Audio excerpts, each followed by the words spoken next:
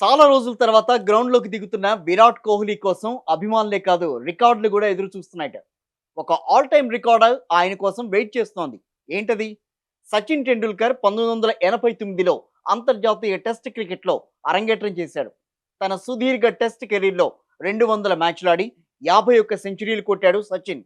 ఒక ఫార్మాట్‌లో అత్యధిక సెంచరీలు చేసిన రికార్డు ప్రస్తుతం సచిన్ పేరుతోనే ఉంది. అటు విరాట్ కోహ్లీ 2008లో ఇంటర్నేషనల్ క్రికెట్‌లోకి అడుగుపెట్టి వన్‌డే కెరీర్‌లో ఇప్పటివరకు 302 మ్యాచ్‌లు ఆడాడు. 51 సెంచరీలు చేశాడు. ఈ నేపథ్యంలో ఒకే ఫార్మాట్‌లో అత్యధిక శతకాలు బాదిన సచిన్ రికార్డును సమన్ చేశాడు విరాట్ కోహ్లీ. ఇప్పుడు ఆసీస్‌తో జరగబోయే సిరీస్‌తో కోహ్లీ ఒక్క సెంచరీ చేసినా చాలు.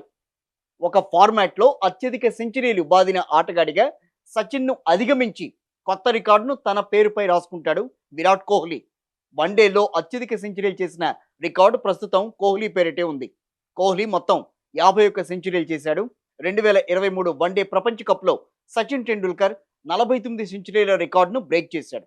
ఇక ఆ తర్వాత దక్షిణాఫ్రికాపై 50వ సెంచరీ చేసి ఈ ఏడాది ఛాంపియన్స్ ట్రోఫీలో పాకిస్తాన్‌పై 51వ సెంచరీని సాధించాడు విరాట్ కోహ్లీ.